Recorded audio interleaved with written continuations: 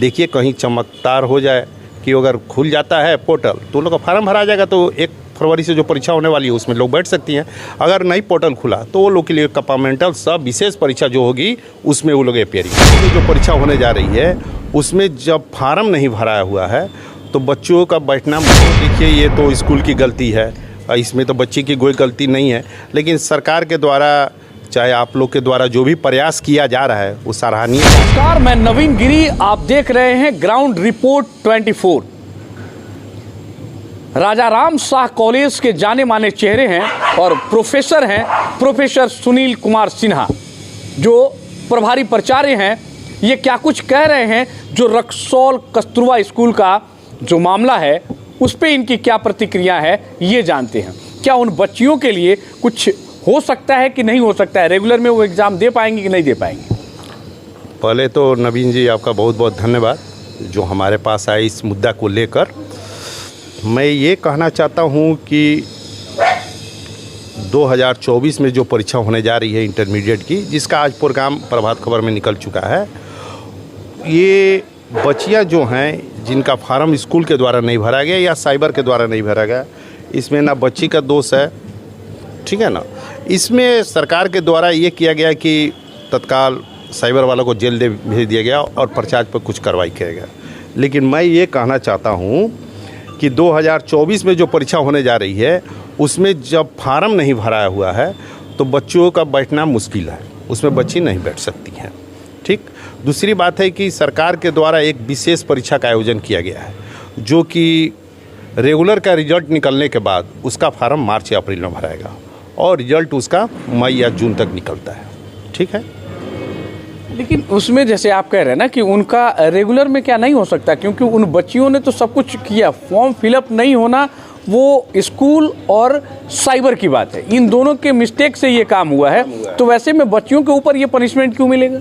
नहीं मिलना चाहिए, बच्चियों के ऊपर पनिशमेंट तो नहीं मिलना चाहिए, लेकिन ये जो परीक्षा होगी वो रेगुलर ही होगी, हाँ, प्राइवेट नहीं होगी वो। आप ये बात कह रहे हैं कि रेगुलर होगी, आपने कंफर्म कर दिया कि रेगुलर के साथ में तो नहीं बैठेंगे, विशेष परीक्षा होगी। जब विशेष परीक्षा होगी तो आपको पता है कि विशेष परीक्षा में जो मार्कशीट मिलेंगे, उनके डॉक्यूमेंट्स जो भी आएंगे, चाहे वो प्रोविजनल हो ओरिजिनल हो, उन सब में विशेष रूप से उस पर लिखा रहेगा विशेष परीक्षा, लिखा रहेगा कि नहीं? तो ये चीज़ वो बच्चियों को क्यों भुगतना पड़े? अब ये तो देखिए, ये तो स्कूल की गलती है, इसमें तो बच्चे की कोई गलती नहीं है, लेकिन सरकार के द्वारा चाहे आप लोग के द्वारा जो भी प्रयास किया जा रहा है वो सराहनीय कार्य है। देखिए कहीं चमत्कार हो जाए कि अगर खुल जाता है पोर्टल तो लोग का फार्म भरा जाएगा, तो 1 फरवरी से जो परीक्षा होने वाली है उसमें लोग बैठ सकती हैं। अगर नहीं पोर्टल खुला तो वो लोग के लिए कंपार्टमेंटल सब विशेष परीक्षा जो होगी उसमें वो लोग अपियरिंग होगा। अच्छा, कंपार्टमेंटल की भी बात आपने करी, कंपार्टमेंटल में क्या कुछ होता है, इसके विषय में जानकारी तो इसके बारे में मैं ये बताऊंगा। कंपार्टमेंटल जो परीक्षा होती है, जो रेगुलर बच्चा परीक्षा जो दे रहा है उसमें अगर 2 विषय में फेल है तो वही 2 विषय का फार्म वो भर सकता है, उसको कंपार्टमेंटल कहा जाता है। और विशेष परीक्षा सरकार के द्वारा ये है कि जो बच्चा सेंटअप एग्जामिनेशन दिया है, फार्म भरने के बाद सेंटअप का एग्जामिनेशन दिया है और वो किसी कारण से नहीं अपियरिंग हो गया, फार्म नहीं भर पाया, सेंटअप का लेकिन एग्जामिनेशन दिया है, वही बच्चा कंपार्टमेंटल परीक्षा या विशेष परीक्षा में बैठ सकते। सेंटअप अगर नहीं दिया है तो भी नहीं बैठ सकते हैं, आप फार्म भरे भी हैं फिर भी आप नहीं बैठ सकते हैं। लेकिन ये जो कंपार्टमेंटल की बात है उसमें आप कह रहे हैं कि जैसे 2 सब्जेक्ट, 1 या 2 सब्जेक्ट में अगर वो फेल होता है तो वैसे केसेस में वो आगे के लिए उसको मिल जाएगा, कंपार्टमेंटल में वो एग्ज़ाम दे सकता है और उसके बाद रेगुलर उसका एग्ज़ाम में क्वालिफाई कर सकता है। लेकिन अगर 2 से ज़्यादा हो तो नहीं कर पाएगा। नहीं कर सकता। उसके लिए जब 2024 की जो फार्म भराएगा स्टूडेंट का, उसमें वो 1 स्टूडेंट करके फार्म भराएगा। तो फिर मतलब इस वाले सेशन में उसका खत्म हो गया, नेक्स्ट सेक्शन में ही जाना पड़ेगा। हाँ, 2025 में बैठेगा। चलिए, आपको बहुत बहुत धन्यवाद सुनील भाई। चलिए, आपको भी बहुत बहुत धन्यवाद। देखिए, इसमें बिल्कुल साफ है कि एक तो विशेष परीक्षा होगी, दूसरी पूरी तरह से पहले कोशिश की जा रही है कि अगर बच्चियों की गलती नहीं है तो जो एफर्ट डाल रहे हैं हम लोग, वो एफर्ट में अगर कहीं कामयाब हो गए तो वो रेगुलर में शामिल हो पाएंगी।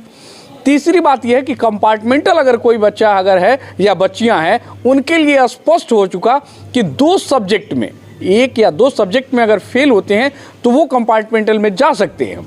अगर 2 से ज़्यादा सब्जेक्ट है तो फिर वो उसमें नहीं जा सकते हैं, अगले सेशन के लिए जाना पड़ेगा और वो एक्स स्टूडेंट के हैसियत से अगले सेशन में जाएंगे। इन तमाम जानकारियों के साथ धन्यवाद।